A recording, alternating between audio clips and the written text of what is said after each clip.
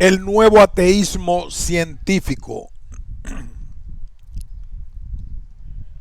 Resumen.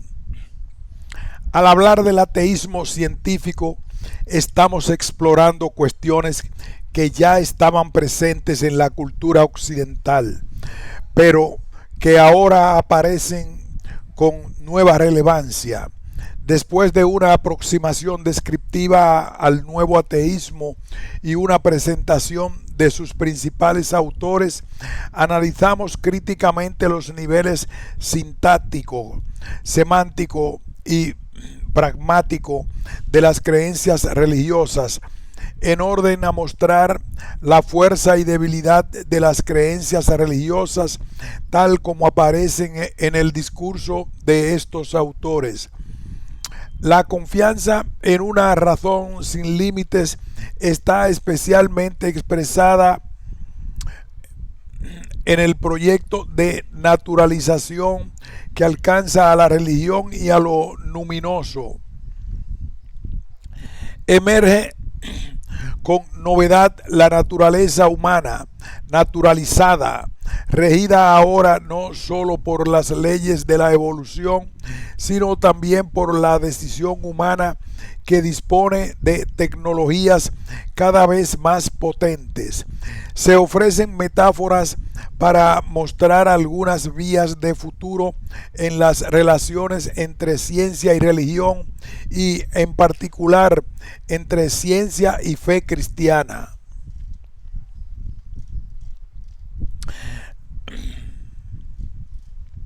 Una mirada al subsuelo de la historia posibilita encontrar un invariante en el movimiento del espíritu humano de la pluralidad a la unidad. La tensión entre lo plural y lo uno sigue acompañando el pensamiento desde Heráclito y Parménides, y buscando cómo habérselas con la complejidad para poder aprenderla. Nos encontramos en las culturas antiguas el inicio del proceso de simbolización matemático que no ha cesado de desarrollarse hasta hoy. Las metáforas pitagóricas, que declaraban el número como principio de las cosas, encontraron eco en Platón, que supo afinar sus acordes y dar claves para contemplar el devenir sin perder nunca la perspectiva del ser. Nos recuerda en el Timeo esa bella cosmogonía que, como el demiurgo, era bueno y quería hacer un universo bello. Al toparse con el problema del tiempo, puro devenir, para mantener el modelo del ser, eligió el modelo de los números para reflejar el fluir del tiempo en la sucesión numérica, de modo que se rigiera por la ley eterna de los números. Esta dinámica latente podemos contemplarla expresada de modo privilegiado en dos grandes avenidas. Por un lado, en la búsqueda incesante del conocimiento del mundo convertido en cosmos ordenado y bello por los pitagóricos cuando lo contemplaban regido por las matemáticas, y por otro, en la dinámica del espíritu humano que busca sentido para la vida y significado para la acción del diario vivir.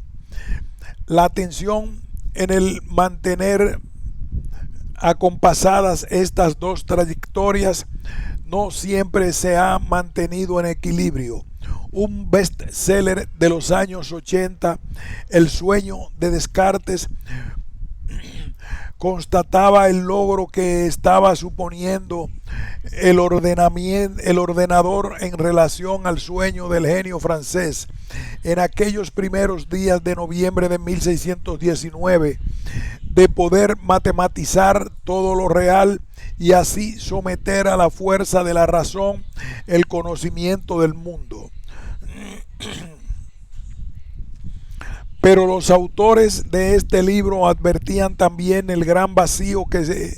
que este nuevo logro ponía de manifiesto la ausencia de significado que iba aparejando a una producción científica desvinculada de los mundos de la vida. Esta marcha hacia adelante por parte de una ciencia elaborada con los principios de una metodología que coloca en su centro el experimento, aprehensible por modelos matemáticos y que disfruta de unas predicciones que le posibilitan dominar nuevas parcelas de la realidad, lleva de tiempo en tiempo y de manera recurrente a un mismo lugar que podríamos caracterizar como una conciencia de que ese es el único camino que conduce a esa meta buscada por el espíritu humano, y que cualquier otra búsqueda pertenece a un pasado que no pudo ver todo el alcance del progreso que la ciencia ofrece. Es la tentación siempre presente de ignorar la dinámica del espíritu humano que busca sentido para la vida y significado para la acción del diario vivir, como decíamos más arriba, o de sumir esa búsqueda de sentido y de felicidad bajo el gran paraguas de los logros de la ciencia y de la tecnología.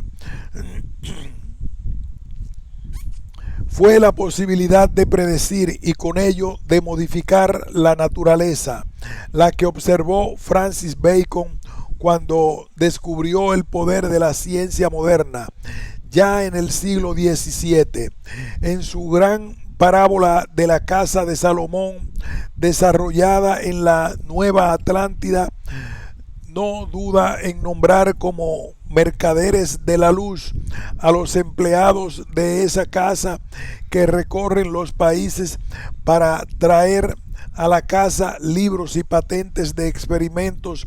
de todas partes. Además, en la casa hay 3 empleados cuyo nombre es intérpretes de la naturaleza, y a ellos les está encomendada la tarea de lograr nuevos descubrimientos por medio de experimentos que toman en consideración nuevas observaciones, nuevos axiomas y aforismos. Benedicto XVI se refiere a este autor cuando comenta que el cambio de época que se abre a la edad moderna se ve con particular claridad en Francis Bacon, porque se da una correlación entre experimento y método que hace al hombre capaz de lograr una interpretación de la naturaleza conforme a sus leyes y conseguir así finalmente la victoria del arte sobre la naturaleza, dando lugar a una nueva correlación entre ciencia y praxis, orientada a restablecer el dominio sobre la creación que Dios había dado al hombre y que se perdió por el pecado original. Se da así un paso desconcertante. Hasta aquel momento la recuperación de lo que el hombre había perdido al ser expulsado del paraíso terrenal se esperaba de la fe en Jesucristo, y en esto se veía la redención. Ahora esta redención, el restablecimiento del paraíso perdido, ya no se espera de la fe, sino de la correlación apenas descubierta entre ciencia y praxis. La nueva fe se llama fe en el progreso, en la forma que éste ha sido proporcionado por el avance de lo que hoy llamamos tecnociencia. Así pues, se produce una inversión en el dinamismo de búsqueda de sentido, que si antes correspondía a la fe, ahora se sitúa del lado de la ciencia. Un dinamismo que en el siglo XIX se expresó en una de las modalidades de ateísmo más dura por las consecuencias, como fue el materialismo dialéctico. Y también en el siglo XIX se manifestó la absolutización de uno solo de los dos dinamismos mencionados al comienzo, el propio del conocimiento, en un positivismo que llegó a proponer explícitamente una religión de la ciencia de la mano de Comte, y que con John Stuart Mill iniciaría la aplicación del método de las ciencias físico-químicas a las llamadas por él ciencias morales, nombradas más tarde por Dilthey como ciencias del espíritu. Este cambio de nombre buscaba rescatar el factor comprensión del absolutismo del factor explicación propio de las ciencias naturales, pues mientras éstas explican los fenómenos en términos de causa-efecto, por el contrario, en las ciencias humanas, el mecanismo fundamental para dar cuenta de los fenómenos no es el principio de causa y efecto, sino el empleo de la comprensión y penetración humana. Con el positivismo se abrió el camino para tratar toda experiencia humana por el método científico, y con ello emergieron nuevos modos de negar contenidos de verdad al ámbito de la fe y de la experiencia religiosa. Extremo este que culminaría pronto con el trabajo de los neopositivistas lógicos, que no dudaron en perseguir el objetivo nunca logrado por sus métodos de la ciencia unificada. De este modo, en nombre de la ciencia, se han sedimentado culturalmente modos de pensar y de sentir que o bien niegan la existencia de Dios o bien hacen irrelevante la fe religiosa para el conocimiento y para la vida humana. Al hablar hoy de nuevos ateísmos científicos, estamos hablando de formas nuevas para realidades que ya han tenido vigencia, pero que no por ello carecen de relevancia cultural. Los ropajes que visten tienen los nuevos colores de los avances científicos del tiempo, técnicas de transformación del cuerpo, tecnologías de la información y de la web, neurociencias y las tonalidades, técnicas de transformación del cuerpo, tecnologías de la información y de la web, neurociencias y las tonalidades de los grandes movimientos culturales surgidos en este principio del tercer milenio, como son la globalización, el imperio del mercado neoliberal, el multiculturalismo y con él la variedad de religiones, movimientos de espiritualidad sin Dios y un largo etcétera. Llegados a este punto podemos hacernos una doble pregunta. ¿Qué novedad hay, si hay alguna, en el conocido como nuevo ateísmo? ¿Qué vías de avance podemos vislumbrar? En lo que sigue trataremos estas cuestiones.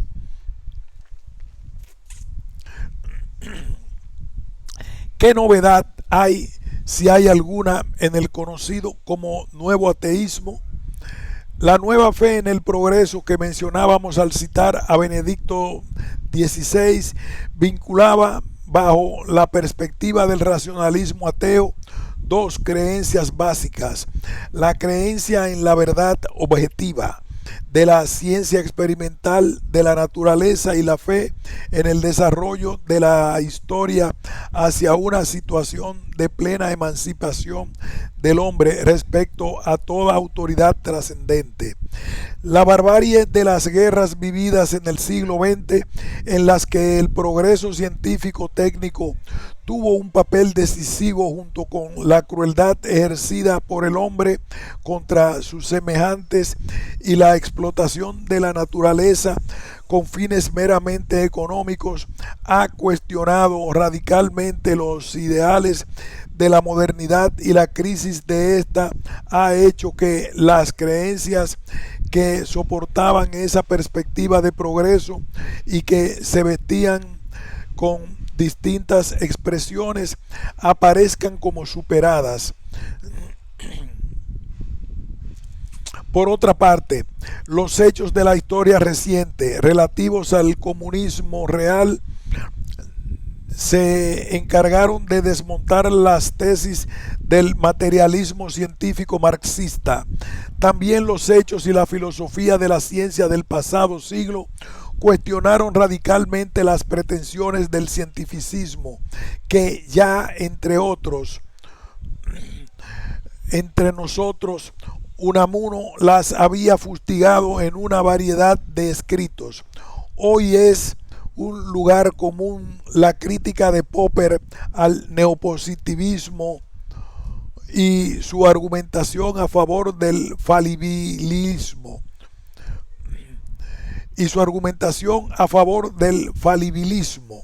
del conocimiento científico, así como del carácter conjetural del mismo, por no hablar de las críticas postmodernas de la llamada izquierda kuhniana.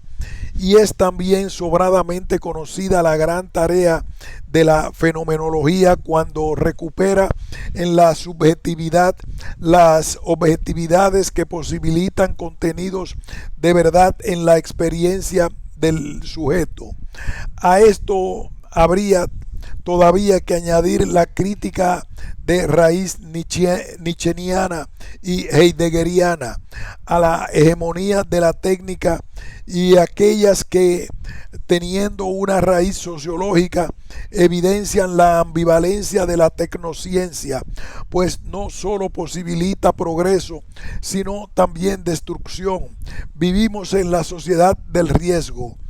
Todo ello quizás pueda llevarnos a decir en el ámbito de las ideas en torno a la ciencia lo que Gianni Battimo afirmaba de modo más general.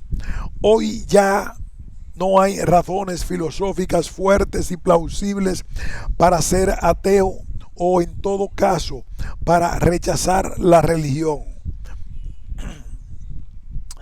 Sin embargo, puede que algunos nos movamos en entornos en los que compartamos experiencias que nos hagan dudar de lo anterior, porque nos encontraremos compañeros de viaje que nos hagan caer en la cuenta de que no todo es tan homogéneo, de que los conflictos entre creencias no desaparecen porque haya buenas razones que pudieran llevarnos a superarlos.